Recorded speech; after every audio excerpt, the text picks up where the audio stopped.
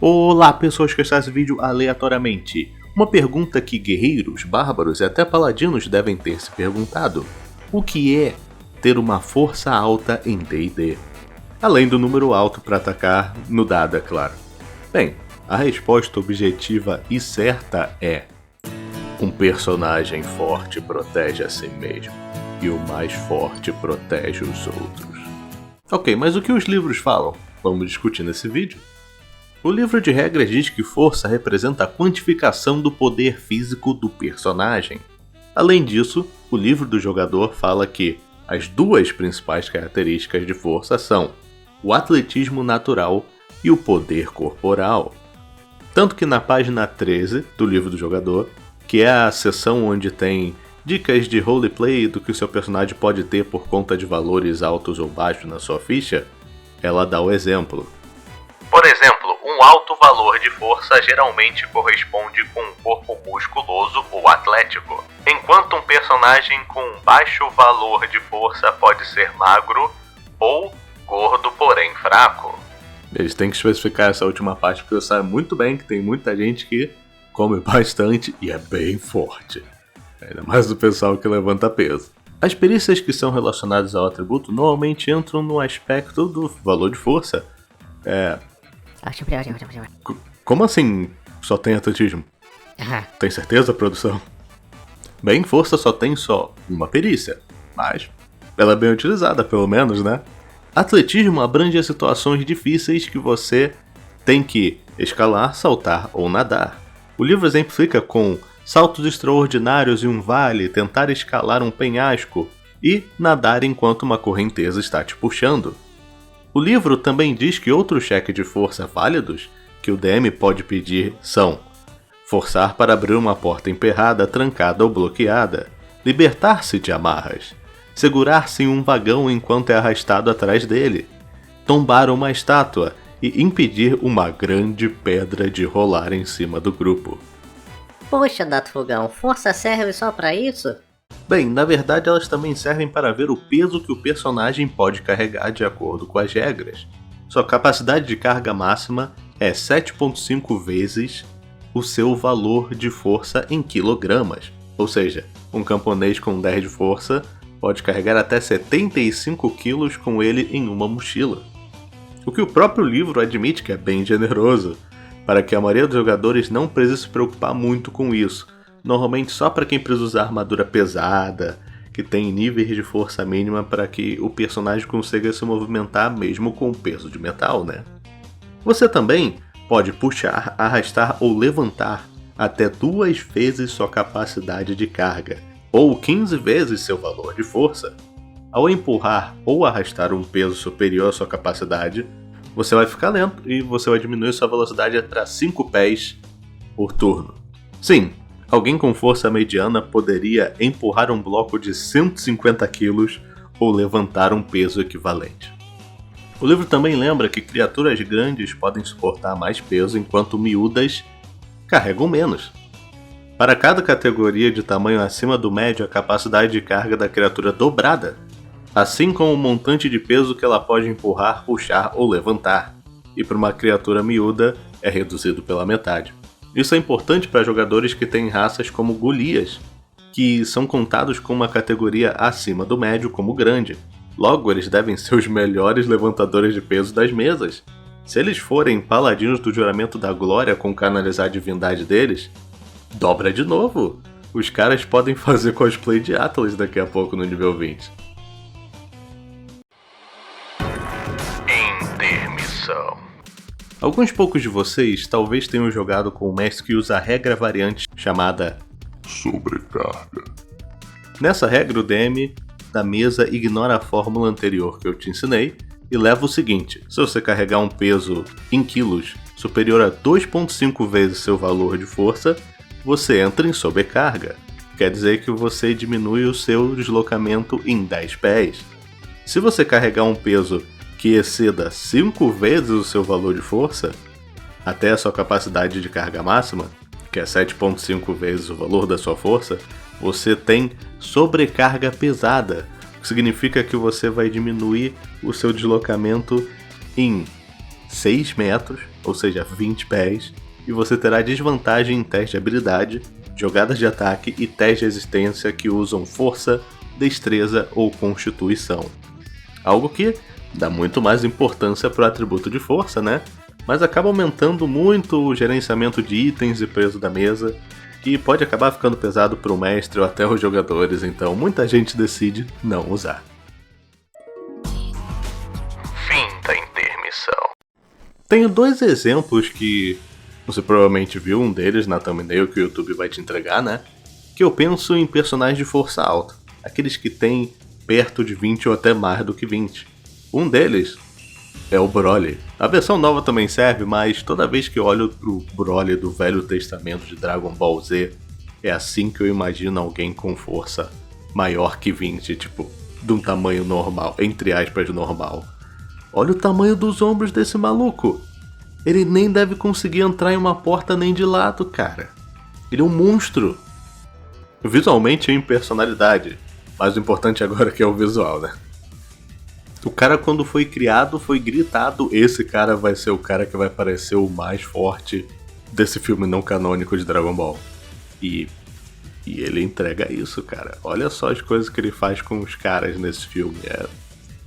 É triste, cara. O cara é muito forte. Outro exemplo, indo pro lado totalmente contrário, é o favoritão, o Alex Louis Armstrong, o major alquimista dos braços fortes. Cara, ele é um cara que tem um porte Ele é um cara que tem um porte muscular definido, mas não tão insano como o do exemplo anterior. Eu poderia até dizer que ele também é carismático, mas ele literalmente fez amizade com alguém se entendendo com os músculos. Eu não sei se foi um cheque de persuasão usando o atributo de força ou não, mas ele sabe como se comunicar.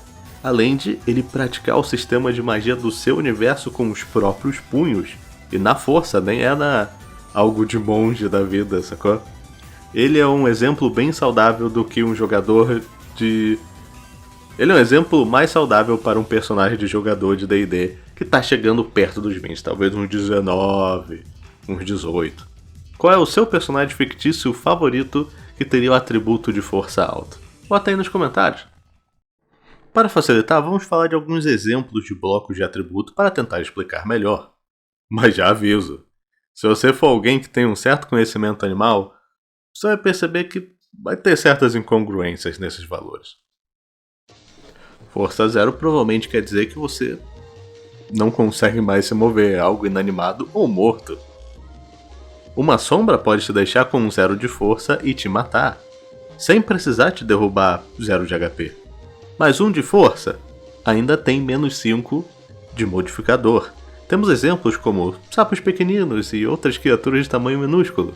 Criaturas incorpóreas como fantasmas e sombras também têm esse valor, o que imagino que seja pelo fato de conseguir empurrar coisas sobrenaturalmente. E o Demilite também, porque é uma caveira flutuante. Mas se a gente for para a força entre 2 e 3 ou menos 4, entram animais pequenos, mas com um pouquinho mais de musculatura, como corvos e gatos.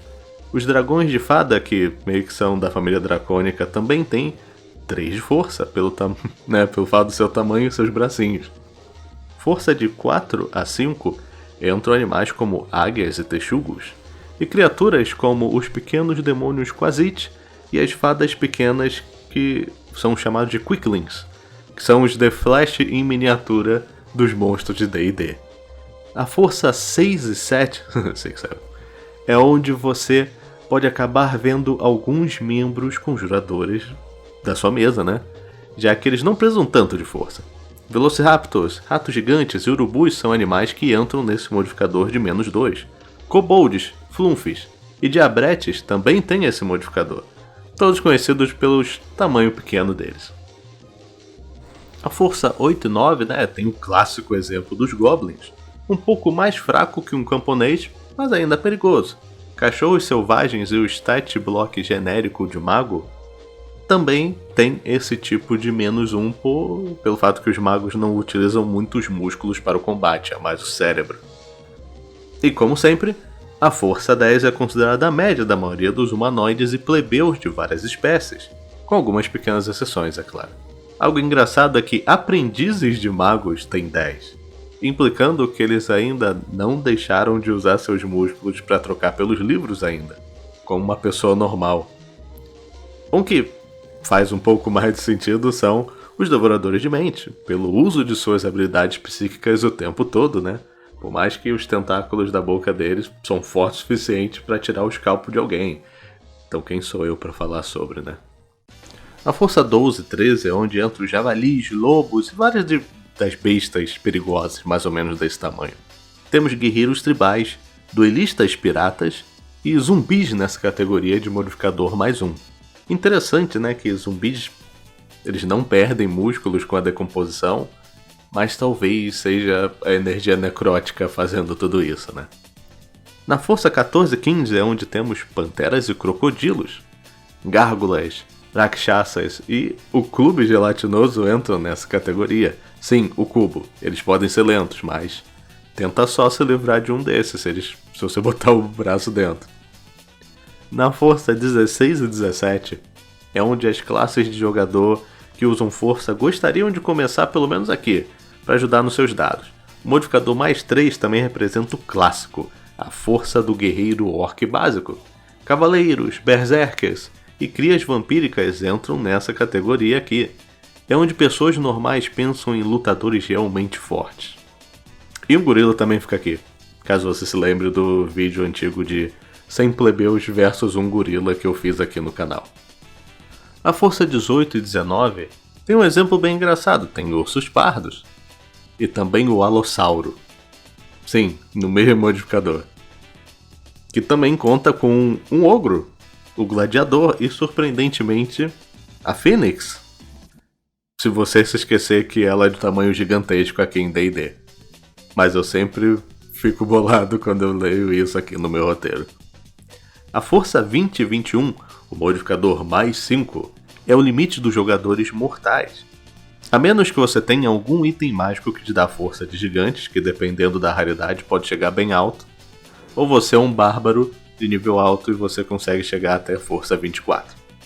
Aboletes, gigantes da colina e cavaleiros da morte entram nesse limite extraordinário. A força 22 e 23 entram gorilas gigantes, elefantes e gigantes de gelo. Um golem de pedra pelo tamanho e material, né? Também entra nesse grupo de modificador mais 6, além de alguns gênios elementais como os Daus ou os Ifrits. A força 24 e 25 tem o mamute e o tiranossauro como representantes animais. O dragão tartaruga e o gigante de ferro, além de alguns dragões adultos, também possuem esse modificador de mais 7. A força 26 e 27 é onde temos o gigante das nuvens, o diabo da fossa, o Baelor do lado dos demônios do abismo, o Solar e até mesmo o Orcus e Azariel, que são dos dois arquidiabos que possuem o mesmo nível de força sobrenatural. Chegando no final, a força insana 28 e 29 é onde tem as criaturas enormes, gigantescas, poderosas, como a minhoca roxa, o Demogorgon, o Astral Dreadnought, que eu não sei qual é a tradução em português, né? Coisas gigantescas que destroem cidades com facilidade. E o máximo, com o mais 10, é a força 30, o máximo do 5E de valores, né? Que é o Tarrasque, o Kraken e alguns dragões anciões como os vermelhos. Esse é o ápice da força. Pelo menos na versão atual de D&D. Quem sabe na 6ª edição, né? De qualquer maneira, quem é a pessoa que tem mais força na sua mesa? O que acharam do vídeo? Tem algum fato ou exemplo de como quantificar esse atributo que eu me esqueci de mencionar? Algum stat block que eu interpretei errado no vídeo? Bota aí nos comentários, eu sempre gosto de aprender. Mas até lá, muito obrigado por ter visto o vídeo até aqui, espero que você tenha um ótimo final de semana. Valeu! E aliás, eu não poderia também terminar esse vídeo sem agradecer aos membros do clube do canal. Muito obrigado aos membros apoiadores Gaivoto, Sol Murilo, Krobes, Jojosus, Eduardo, Lucas Schran, Anderson Moraes, Slimbal M, Tarcísio Oliveira, Gustavo Souza e Slayer Senpai 435. Muito obrigado também aos membros aventureiros aqui do canal. Muito obrigado Jarequak, Versagem Crowmédia, Woki, Mislamad, Logan o Aleatório, Yuichi, Anthony Kawan, Harunetsu, RPG Hoje, Felipe Oliveira, o fantástico Sr. André, Tepeira1602, _H_, Caio Luciano, Lucas Prestes, Uter Samar, Esquizofrênico e Giovanni Rato. E por último, mas não menos importantes, eu tenho a agradecer os membros heróis aqui do canal. Muito obrigado ao Daleia Freire, Marcelo4294, JVMB, The Shadow One, o Eduardo, Doran Lorcai, Nathan, Davik Gamer e Egg Dog DM. Muito obrigado a todo mundo que consegue deixar esse canal ainda funcionando. E se você quiser participar e ganhar uns bônus, ver os vídeos antes, ou até participar aqui do Discord, ver aí os benefícios e quais são as etapas, os tiers que vale a pena para você no final do mês. Mas se você não pode ver, ou se você não tem dinheiro, sem problema. Assistir o vídeo até aqui já me ajuda bastante.